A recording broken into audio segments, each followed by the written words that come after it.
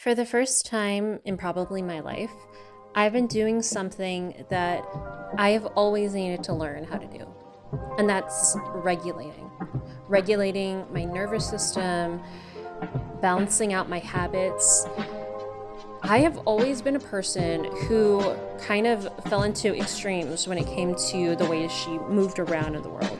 Like, if you have ADHD, if you're on the autism spectrum, if you're neurodivergent, you know that maybe you prefer to be organized, maybe you had to work extra hard to be organized and structured, but your brain is either somewhat creative or wants to do a lot of things at once and wants to be more free flowing.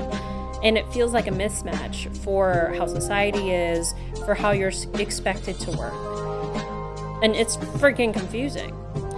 But I'm actually figuring it out.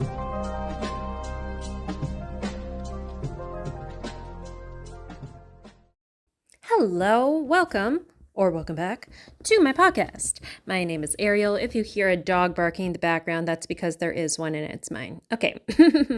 I am uh, I am highly sensitive. I am empathic. I am hypermobile. I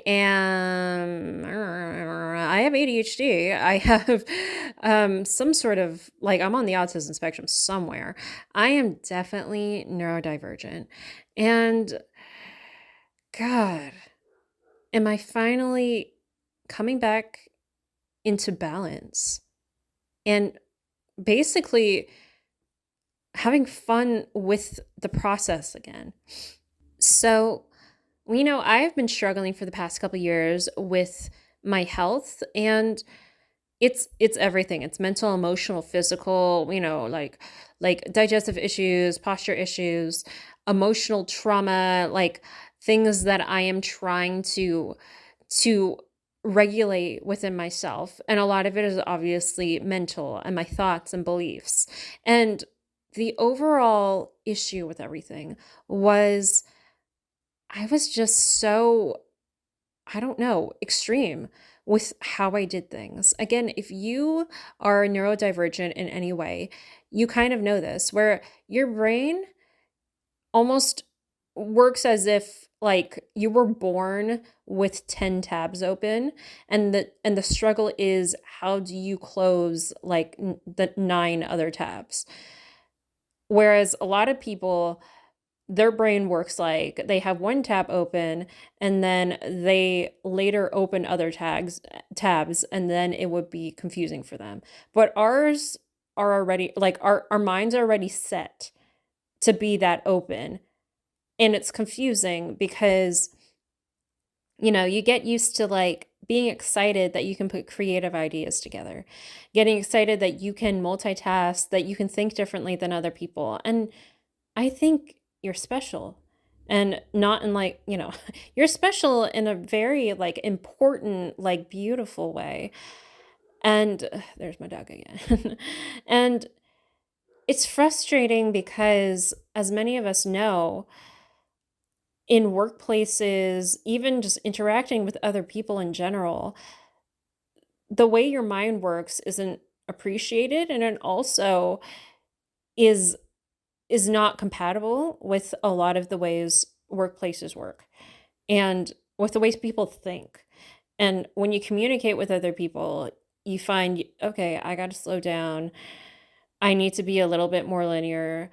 I need to start from a different place. And I can think like so macro first, and then I kind of whittle it down.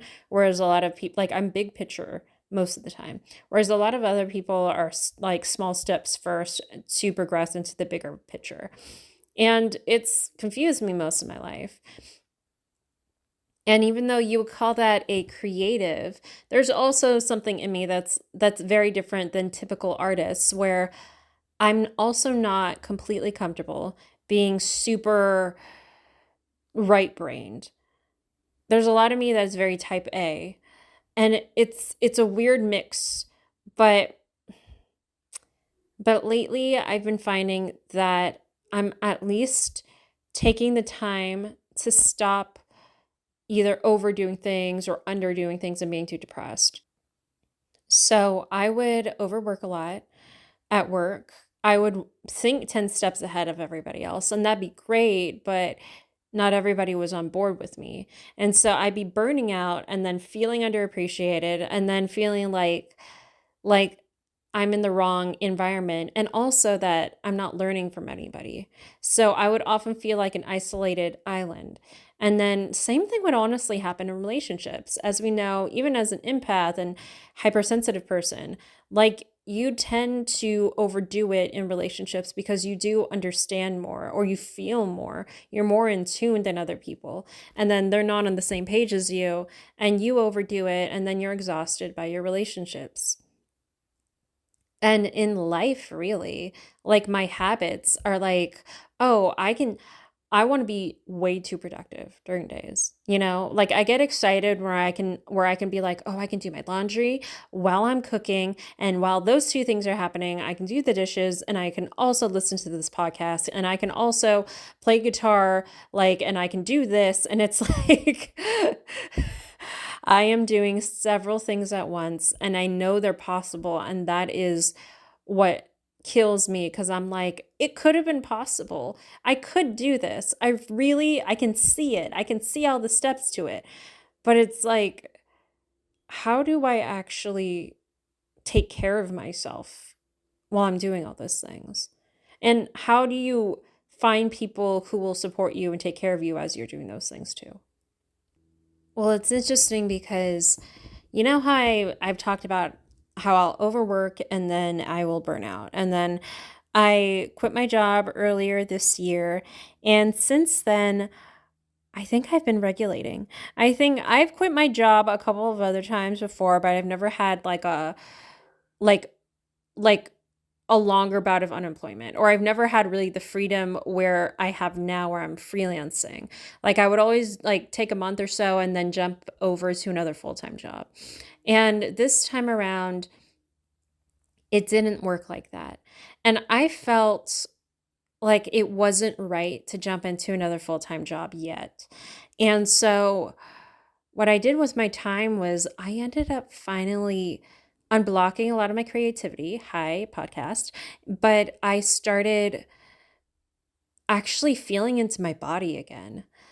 Like I would take voice lessons. I would love to sing. Naturally, I kind of know how to sing.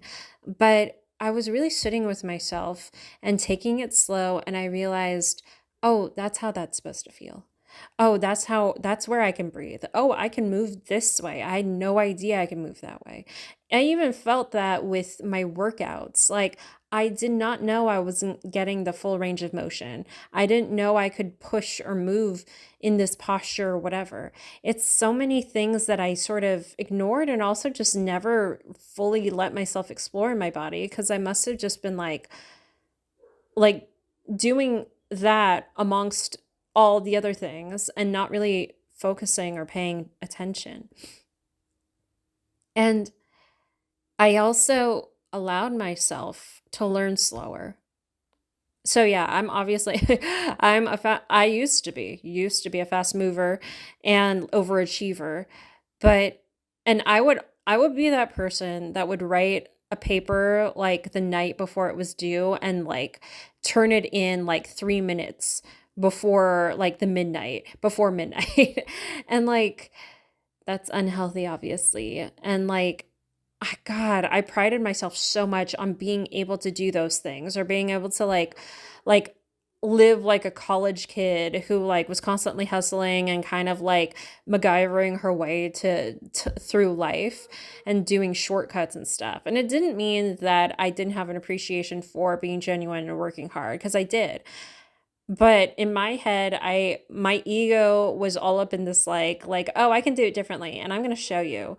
And that was the issue with me because I really just kind of wanted to prove myself to people. And I knew it. I knew that I had something different and I thought differently and I wanted to show off and be that way because I felt like all the other people who didn't think the way I thought treated me like I was dumb or that I was different or they just didn't feel like accepting of me in some ways. If you're different, you don't feel accepted.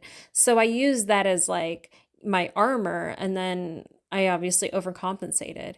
And I wanted to prove to people like, ha, I wrote a paper and I got a good grade on it, even though you took forever on it. And it's like, actually, I did retain something. Like, what's weird is I would still retain information pretty well. I would still get a good grade on those papers and things. Like, this is also perfectionistic procrastination, and it's unhealthy. But I found that my mind works really fast. And a lot of the times, if I go too slow, I won't retain information. I'll end up daydreaming more. And so right now, I am trying to regulate what my work process is, like what my most comfortable, healthiest, feel good process is. And yes, I'm taking it slow right now, but I'm finding that like my attention span is so is so short for full focus. And so I'm trying to retrain myself to be really focused for like 30 minutes when I'm doing something. And then any more than that, I'm probably going to overdo it. Like I'm really relearning the ukulele and it's really fun, and I play the piano, and like again, when I was younger, I took to that quickly. And but I also, when I was younger, I I would get really frustrated in lessons and stuff because I'd be like, I just want to do it myself. I just want to figure it out myself. Stop telling me to do it this way. I must have been so frustrating.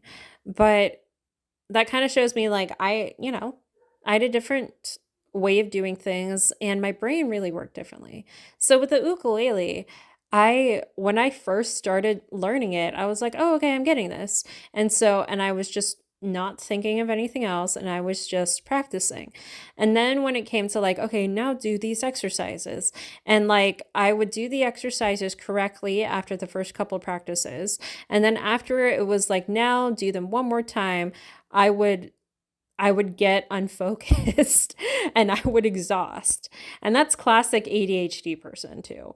Um, but I realized that that's exactly what happened when I was playing piano when I was younger. Also, when I was playing piano, I was very much like in tune and played by ear. But there would be a point where I could tell I didn't need the extra practice because it would frustrate me, it would confuse me, it would make me feel like now my brain is looking for other things to do and it can't just focus on this one thing. And so it's really frustrating, but like going back to writing papers, like it makes sense that like my b- my brain did the best hyper focusing. That's not healthy. But it was easier for me to sit and focus because I was like, I'm on a crunch. Like, I have a lot of adrenaline. The only thing I have to do right now is this one thing, and I have to write this paper. And that put together enough focus, that combination of adrenaline and having a deadline. And so I had to only do this one thing. Not healthy. But looking back, it helps me realize like what I can do as I rework and fix sort of my habits. I don't even want to say fix, but let's make them healthier. Because obviously it's not sustaining. And in some worlds, in some ways, I could just do this and I could be like that. But you know, the rest of the society doesn't work well with with this type of brain. Plus, obviously it burns me out at but like at some point. So I can't continue it. So I'm retraining myself to only work in short spurts of like real genuine focus. And then beyond that, like I mean, obviously, I guess that's what a lot of people do. Like they do consistent work in short spurts and they don't overdo it, which should be like a duh to me, right? But I don't know. Yeah, I don't know if I'm questioning that in my brain right now. Like I guess it goes back to the open tabs example, because I guess any type of brain or person, whether they're neurodivergent or not, has the ability to probably learn best in short spurts and stuff. It's just where did they start from? And again, mine is I started with 10 tabs open and I have to close those tabs. Whereas someone else is always used to like and starts with having just one or two tabs open and that's it, you know? Yeah. And otherwise, I was talking to my therapist about how I finally feel like I'm not just isolating just to recoup, or I'm not just getting depressed after being overly like excited or expending too much, like whether with other people or with work. Like I felt like when I was by myself, like when I'm by myself now, I'm not running away from anything or I'm not just trying to recharge. I feel like I have flow within myself. And for years, obviously because of trauma, I didn't feel like I could express myself and be creative and delve into my creativity and tap into it. And I had such a block because I just didn't think people would understand me or care. And now it feels like I have gone through so much generational and like inner child healing. And I feel like the past couple of weeks have been difficult because I really had to be honest with how much it hurt. And that was the key. I couldn't just jump into just feel confident, like just your inner child hurts, but just don't feel that anymore. Like that doesn't work. You have to allow yourself to validate the pain. That doesn't mean that the pain stays in you, but it means that's how you release it. I had to be honest with the fact that I was so unhappy and that I was so resentful of my family for kind of putting me in this box, for being really controlling, and and for basically making me feel like I couldn't live to my potential, and I was really upset with them for not being emotionally available. I had to be so honest and allow myself to be super angry. I needed to tell my therapist, like, look, I just want to be the most angry. I want to be hurt in this moment. I want to finally fully feel this. And she was like, yeah, I think you need to. And so this was the past couple of weeks and holding on to all of that resentment and trying to mask it was the reason why I had so many blocks to my creativity.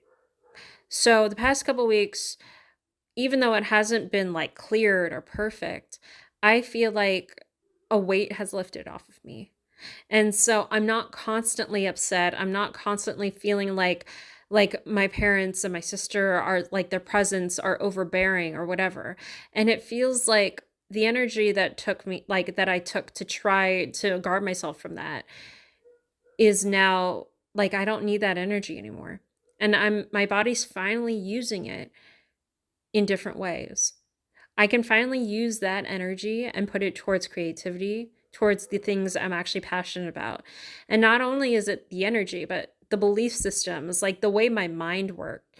Like my mind isn't constantly bombarded with insecurities. I mean, it is somewhat, but it's isn't as bombarded with frustration to other people. Now it's a little bit more clear to just focus on myself. And that is doing tremendous like good work for my mood. It's lifting me from depression. I am finally able to self-regulate. And it's really hard to because it just feels like I mean, my body still wants to kind of knee-jerk reaction fall into certain patterns. And so that's why I have to take it in short spurts. And then I think about how I'm like, is that enough progress if for 30 minutes a day I tried to be really aware of breathing well or whatever, and then the rest of the day I wasn't. And like, I actually think it is helpful because at least like in those 30 minutes I can think of like what's the exact posture I need, or with like ukulele, like what are the couple things that I really need to focus on, and maybe I forget about it for the rest of the day. But the next day I can go back to it and like and be like, "Oh, okay, that wasn't too much to retain, so I retained it." And I know this might be obvious to other people, but it just feels like having that attitude in most things, like even in relationships, I feel a little bit more regulated. Like I know in like dating, I just feel like I'm not excited about like the high highs and low lows of like codependency anymore, which is whoo, thank the Lord. And I am slowly, but it's getting there, getting more and more attracted to interactions that are very steady and even though excitable, they feel grounded. They feel like I'm present with them, and I don't feel like my energy is trying too hard to please them, is getting too excited. It just feels like I am in tune and I'm just present and grounded with them. Does that make sense? And that's such a different feeling than in most relationships, whether it's romantic or friendship or with coworkers or with parents. And you are used to being so excitable because you feel like you have to be on all the time. You feel like you have to expel so much energy. You feel like you have to put in so much effort. And it feels like you're misregulated in the way that you're acting and how your energy is. And knowing that I can be more present with myself while around other people is amazing. So it's going to take some trial and error and practice, and I still get really frustrated. And not to mention, my literal body, I am trying to rebalance. But it's funny how, while all of this stuff is happening mentally, emotionally, physically, my body is starting to get more and more aligned, even my gut. And it's just, I don't want all of this to be so literal though, because a lot of people say that trauma manifests in the body and affects everything. But I also don't want to be like, like, oh, I have childhood trauma, I'm obviously going to get cancer. Like because I didn't solve it. Like, I don't think you should have that much power. However, I am starting to believe in manifesting in the way that like you need to manifest or have a different belief system in order to act the way and attract the things that are at like on the same wavelength as you.